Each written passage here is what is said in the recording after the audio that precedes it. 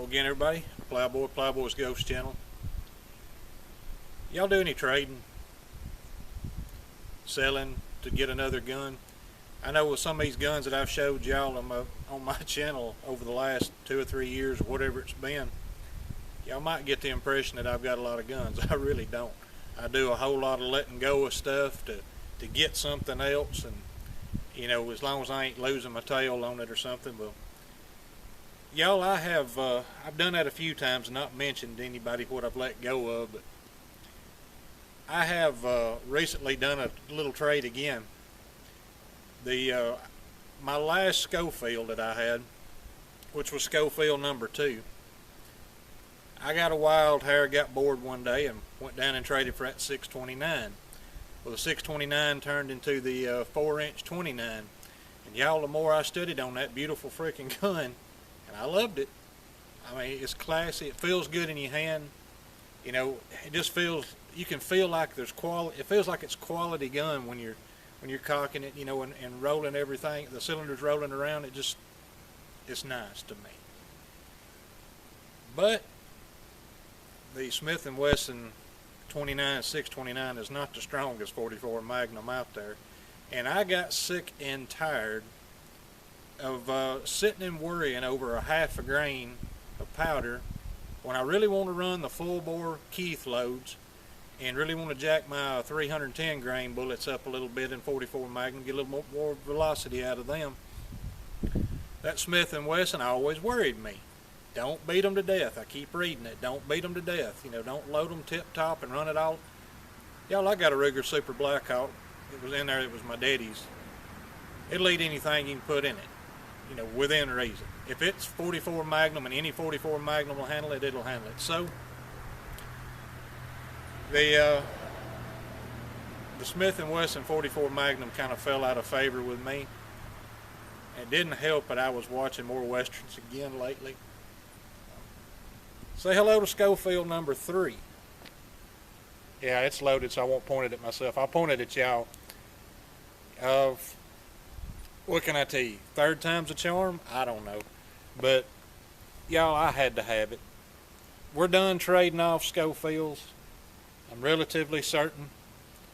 So, I didn't lose $50 in all of the trade, maybe $75 in all of the trade from the other Schofield to the 629 to the 29 and then back to the Schofield. I didn't get a hurt real bad. I didn't take a big bath on it. Y'all, damn, I love that gun. And I don't know. I've already colored the grips on it a little bit where I stained them a little darker. They were fairly light colored. The little of the real black or true black Minwax stain just on top. Didn't sand nothing, just did it on top of the finish that was already there for one time around. Let it soak in. Hell, that's good. I have 3. Now I have 3 of the Schofield's U-Birdie's little old safety. I have 3 of them suckers in the house where I get a gun home, and the first thing I do is pull that daggum. Say, I'm not going to load but 5 in them anyway, and they still tell you to only load 5 even with that safety in there, so why would I have it? It's just drag on everything.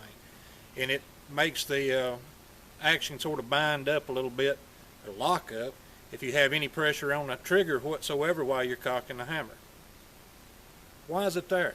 So it's gone. I got a little collection of them. If anybody needs a Schofield safety for a U-Birdie Schofield, I got them dirt cheap. Just pay the shipping. You can have all 3 of them. So, what are we doing now? Stimulus money. If you're having to spend it on things that you have to spend it on, then please disregard these next few comments because I understand that. I'm thinking about another gun, and I'm not going to do any trading this time. I'm just getting something else. My short list maybe ain't too short. You know, I've got the Super Blackhawk Bisley in 480, and I want to keep it bigger than 45, and I don't really want to let that one go. I like that gun fairly well. Still, they want them 500s, either a 500 line ball or a 500 JRH. Of course, in a BFR single action, I don't care nothing about no double action Smith and that big X frame. I want a carryable, packable 5.5 inch, maybe 4 3/4, 4 5/8. That 480 really do. I don't live in big bear country. There's a few around, big cats. We have black bears that come through, that are around. I'm sure they probably park. One or two of them probably set up camp around here. But we don't have no big, predators that are eating us. So, y'all, it ain't like I'm gonna have, walk out in the backyard and have to take on a Cape buffalo every other day. I don't have to have anything bigger, and 480 will take care. Loaded properly will take care of anything I need it for. But I don't know. There's a part of me that wants something a little bit bigger, but that's one of the things I'm thinking about. BFR 5.5 inch and 500 JRH. Let's see. Maybe a couple of more single actions in 45 Colts. You can't have too many of them. Can you? Thought about another lever action in 45 Colt or 4440. Excuse me. I don't know.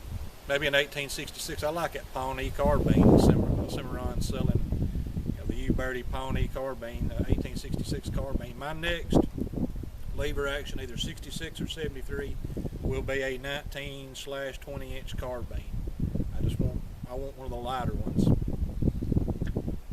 I don't know. So anyway, I'll quit rambling on. What are y'all thinking about? Those of you that are thinking about guns and or ammo, what kind of gun are you thinking about? Down there in the comments. I don't know. What kind of gun you want? Thinking about spending. We got to stimulate the gun industry too. So I don't know. Anyway. Enough of this rambling video. Talk to y'all later.